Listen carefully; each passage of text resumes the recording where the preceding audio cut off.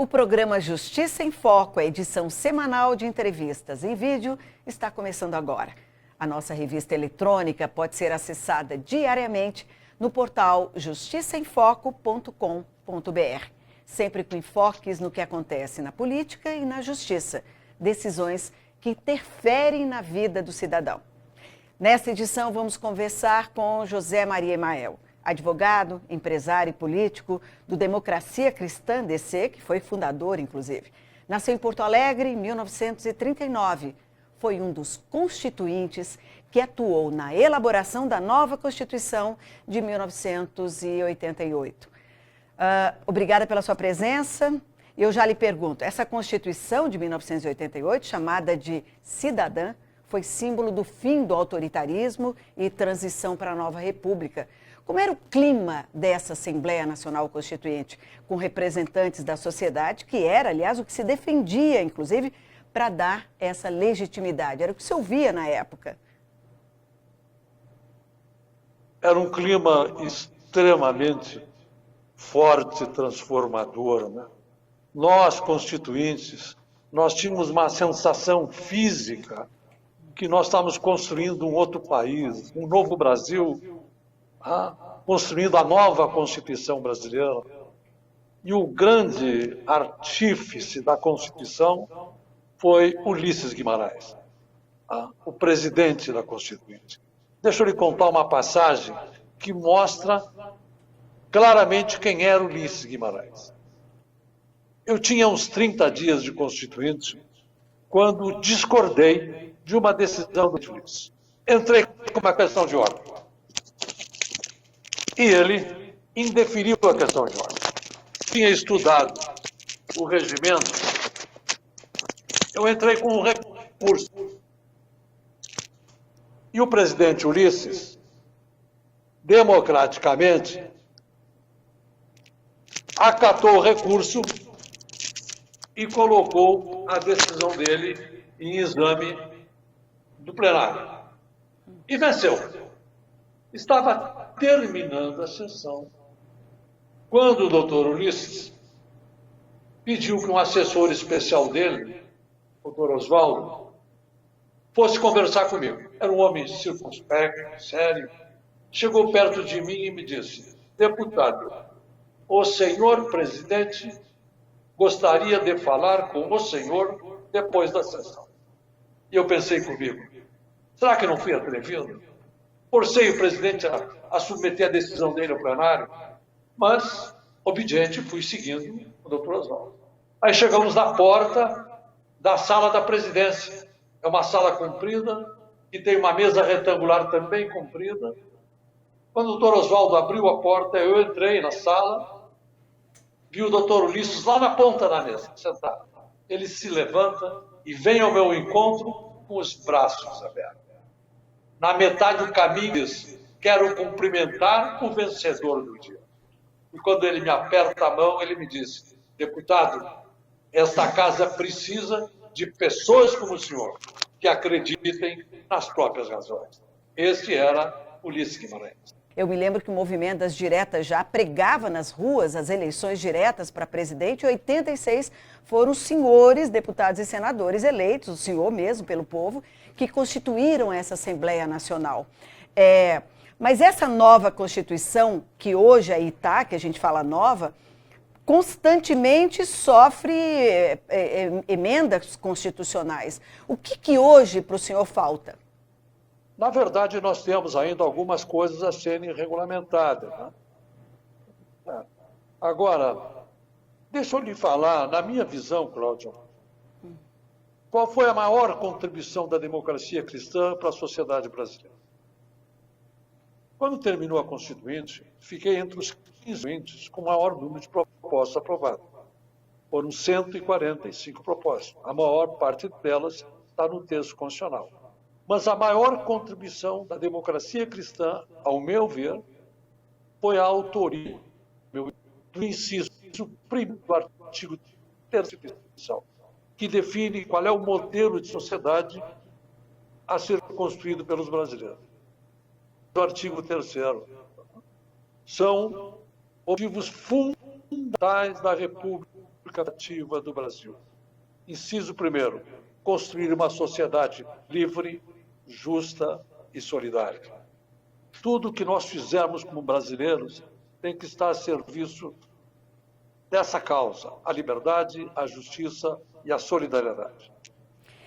Eu me lembro, eu trabalhei com Campos da Paz, o que instituiu a Rede Sara, esse médico, e ele participou também. Eu me recordo que ele dizia assim, a saúde, educação, direito do cidadão e obrigação do Estado. Então ele se sentia, enfim, o autor dessa proposta e que realmente se justifica hoje, né? E mais do que nunca, quer dizer, estamos aí nessa pandemia e a saúde é de obrigação do governo para com o cidadão brasileiro.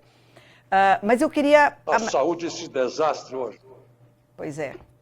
E eu queria agora tratar com o senhor também, aproveitando, das reformas tributárias, porque são importantes para a economia, elas são primordiais, que é principalmente o enxugamento de impostos, que é abusivo que a gente paga no Brasil de impostos, e o elenco de impostos que são oferecidos todo dia e todo momento.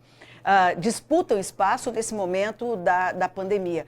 O senhor tem emendas que defendem o contribuinte. Eu lembro que o senhor colocou limite até de dependentes no imposto de renda. Se o senhor tivesse que discutir uma adequação, né, quais o senhor proporia nessa questão da reforma tributária?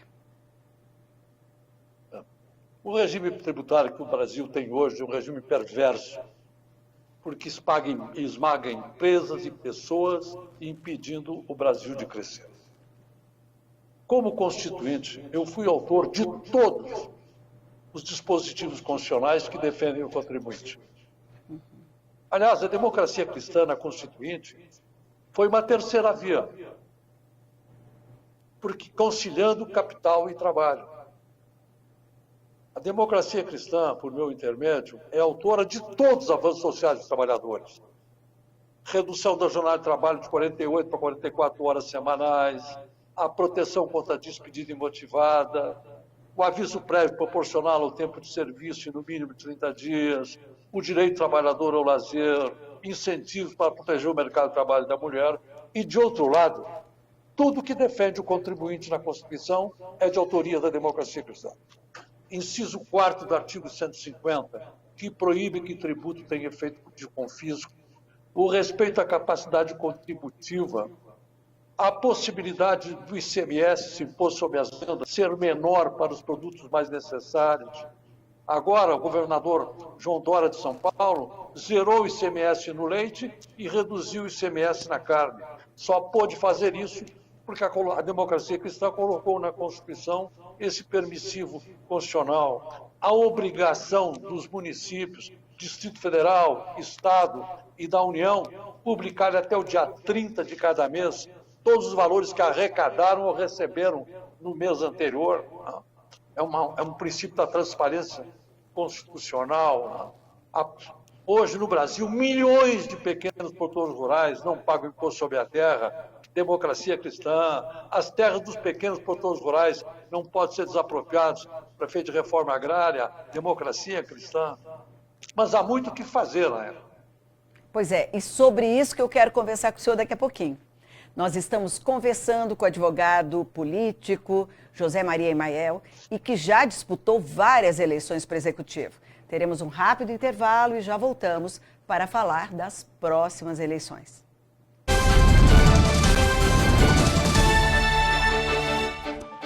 A internet revolucionou a nossa forma de comunicação e com o Press Release você terá um alcance visual maior do seu produto. Um site com publicações dos seus próprios usuários em forma de vitrine de comunicação digital. Ficou interessado? Então acesse o nosso site www.pressreleases.com.br e se cadastre ou entre em contato pelo WhatsApp. –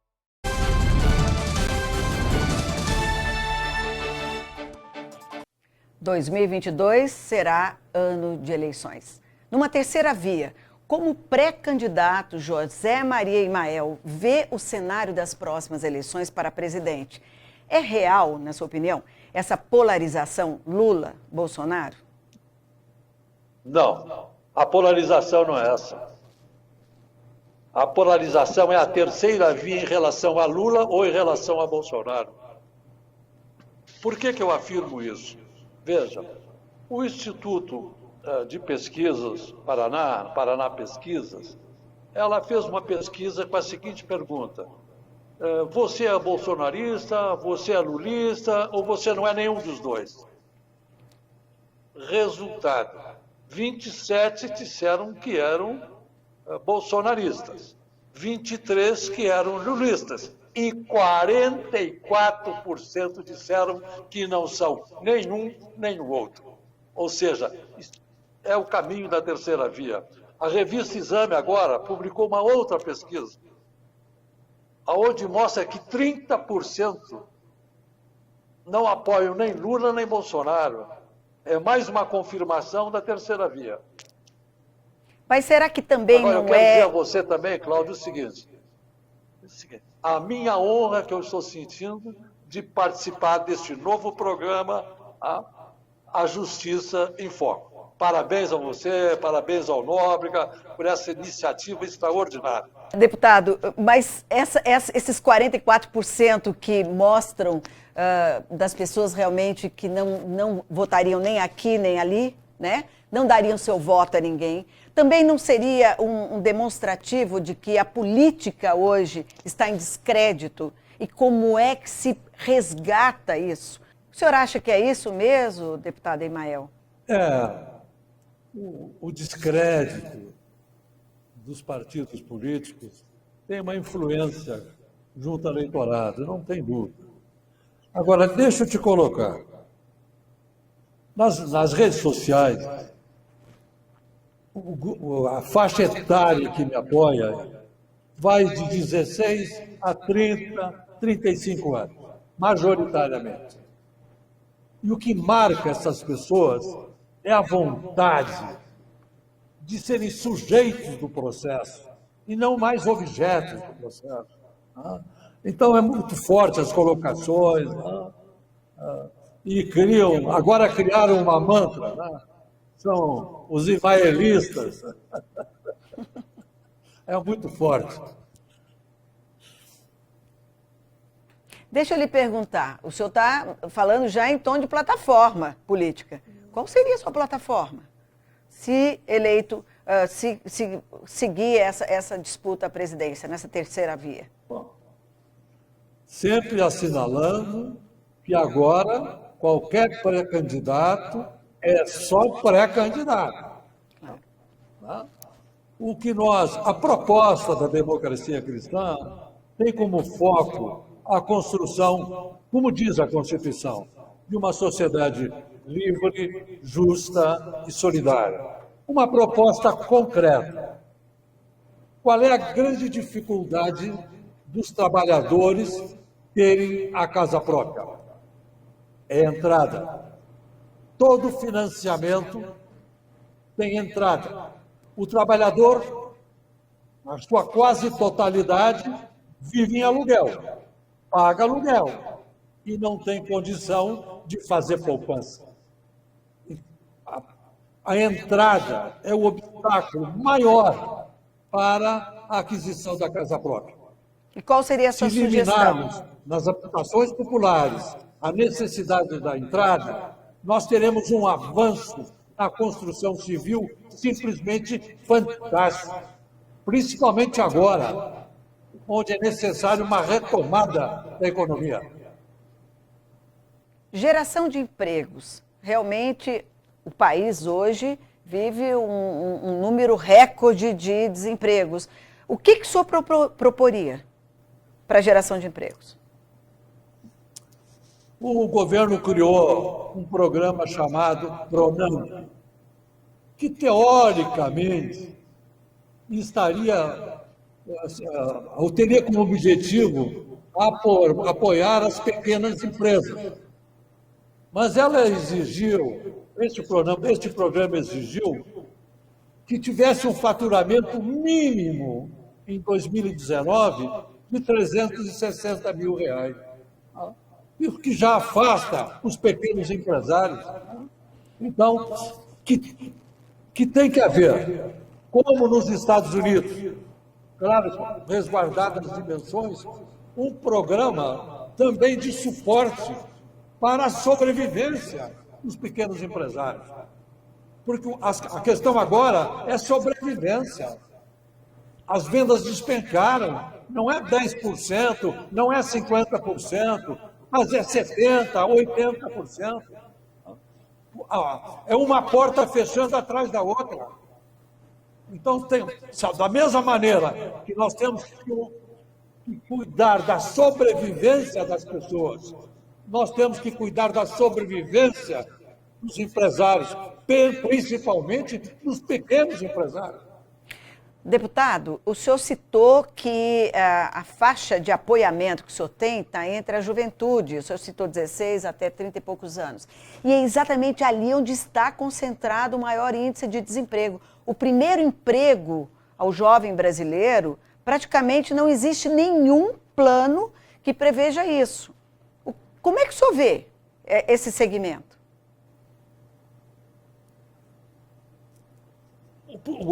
A falta de emprego é a decorrência da falência ou quase falência. E os pequenos empresários são os maiores geradores de emprego no país. Então, nós temos que assegurar a sobrevivência dos pequenos empresários, senão nós não teremos a retomada do emprego. E na área da educação? O que o senhor pensa para a área de educação? A democracia cristã tem um compromisso fechado com a educação. Eu sou mais velho, de 7 filhos, de uma família remediada, como se chamava no Rio Grande do Sul. Estudei num grupo escolar, no primário, e depois o meu pai me conseguiu uma bolsa de estudos na Prefeitura de Porto Alegre. Com essa bolsa de estudos eu fiz o ginásio no Colégio Rosário, os melhores colégios de Porto Alegre, o científico, com essa mesma bolsa, eu fiz 2 faculdades na PUC, Filosofia e Direito, me formei em primeiro lugar na minha turma de Direito, e lá na Constituinte eu contei a minha história. E propus, defendi e aprovei a possibilidade da utilização de recursos públicos em bolsa de estudos, no fundamental e no ensino médio. Hoje, são centenas de milhares de crianças com bolsa de estudos no fundamental, de jovens com bolsa de estudos no ensino médio, por intermédio e graças a essa iniciativa da democracia cristã na defesa da educação. A educação, Cláudia, é a única chave que abre o futuro para os alunos economicamente carentes. Não existe outra, não tem outra. Eu concordo com o senhor. Deputado Emael, eu agradeço a sua entrevista. Muito obrigada. Até uma próxima oportunidade. No próximo bloco, Livro em Foco. Vamos falar das novas regras das empresas de franquias no Brasil. Aguarde.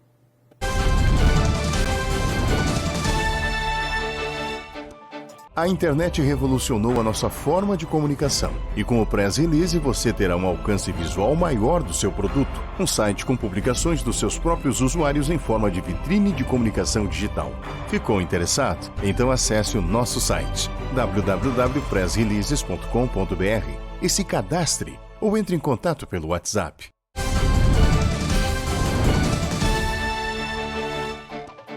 O livro Franchising traça um panorama amplo dos aspectos legais das empresas de franquias à luz da nova lei. O coautor, Dr. Sidney Amendoeira Júnior, é doutor e mestre em Direito Processual Civil pela USP, professor da Escola Paulista de Direito, membro da Comissão de Franchising da OAB São Paulo. O livro traz o prefácio do ministro Luiz Fux, presidente do STF. Ele ressaltou a relevância e lembrou que os 20 capítulos trazem desde noções conceituais até práticas, como treinamento e abastecimento e sublocações, e até conflitos eventuais que podem surgir para esses pretensos ou já empresários. Dr. Sidney Amendoeira, a lei de franquias é de 94. O seu livro atualiza os termos dessa lei, que é de 2019. O que mudou, basicamente? Tudo bem? Boa tarde. Agradeço uma vez a oportunidade de estar aqui.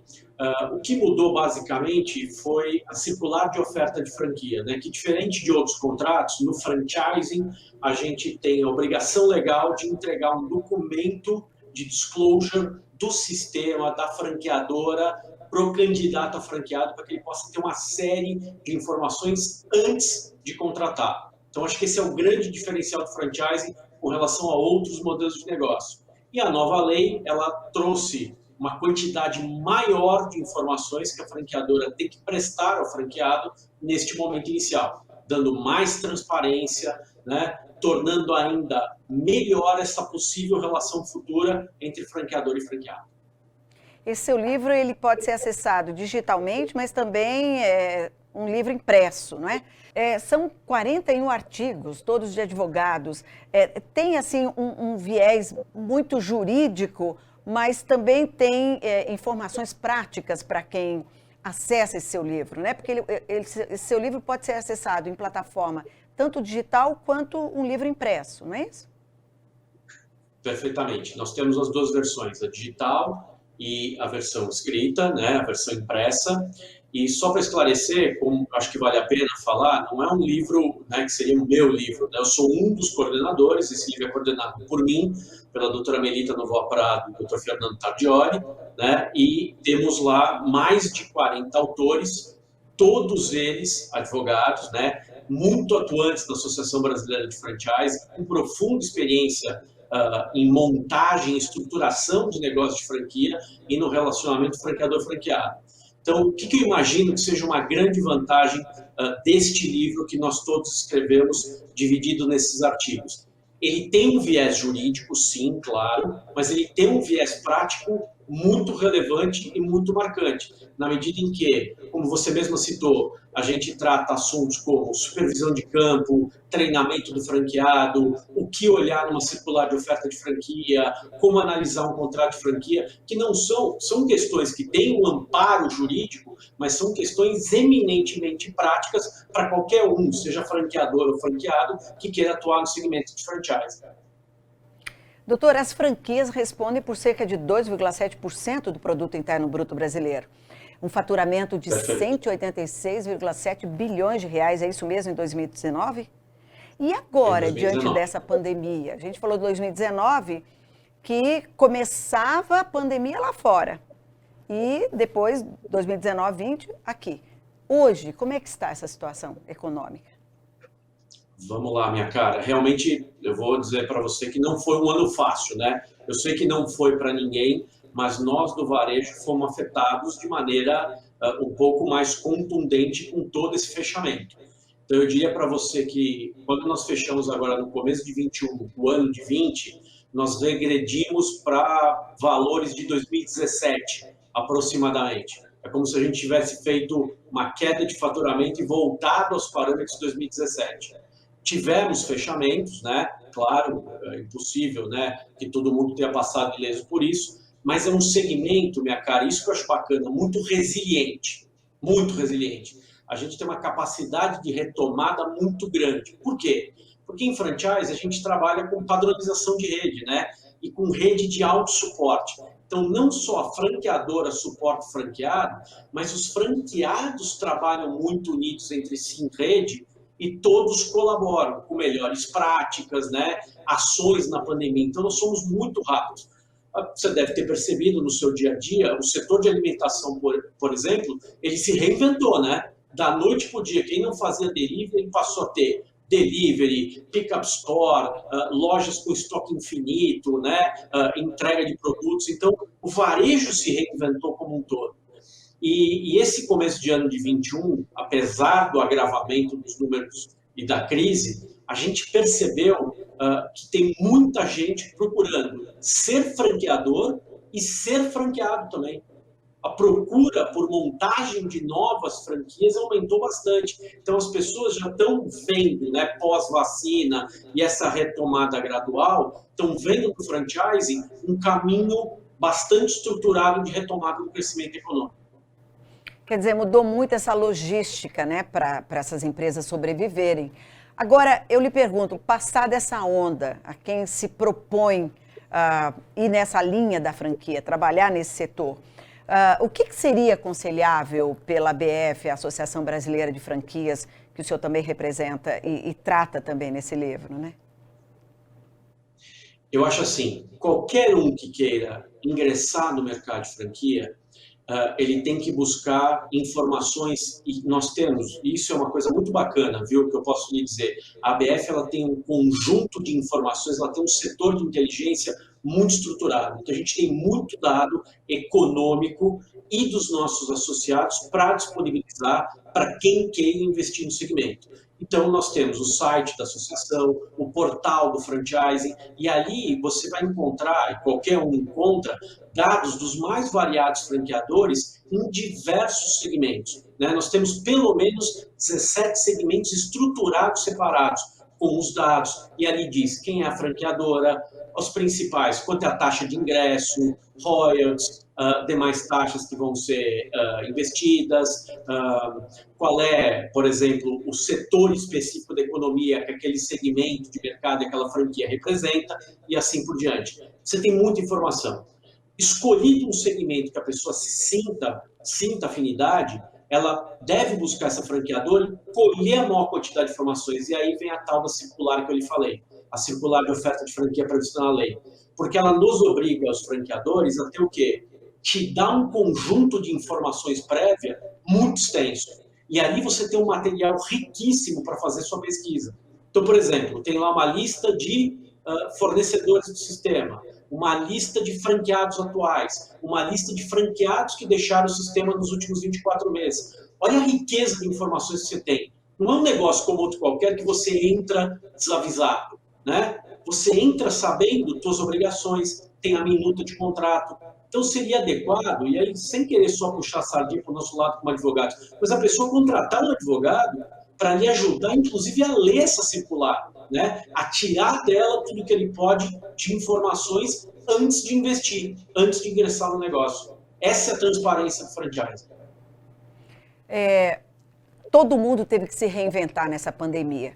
Rapidamente, assim, se o senhor fosse indicar, que setor seria mais promissor, passando esse momento tão difícil que todos nós enfrentamos, sanitária e econômica, esse momento? Deixa eu lhe dizer uma coisa, é difícil responder essa pergunta, mas eu não vou me furtar, tá? O que eu quero lhe dizer é o seguinte, teve setores que foram mais afetados e setores menos afetados. Eu posso lhe dizer com certeza que casa e construção e saúde e beleza se desenvolveram na crise. Por quê? As pessoas na pandemia começaram a olhar para dentro das suas casas, né, por causa do home office, etc., e começaram a olhar muito para si, né? Então, esses dois segmentos tiveram um crescimento muito grande. Outros se mantiveram, e é óbvio que o setor de turismo, eventos, tem sofrido muito, muito. Só que esses setores que estão reprimidos, você concorda comigo que na retomada tem uma demanda reprimida muito forte a suprir, e pode ser que a retomada deles seja muito grande e contundente? Então, me parece que mesmo os setores afetados podem ser grandes oportunidades por conta dessa demanda que está muito reprimida. Né? Um ano, né, em casa, um ano de crise. Né? Ok. Obrigada pela entrevista, sucesso nessas diretrizes que os senhores miram. Dr. Cid Amendoeira Júnior, muito obrigada. O Justiça em Foco fica por aqui. Eu convido você a nos acompanhar no portal diário justiçaemfoco.com.br. A revista eletrônica que nós temos é uma edição diária. Este programa tem edição semanal. Clique no canal do YouTube e receba todos os nossos conteúdos.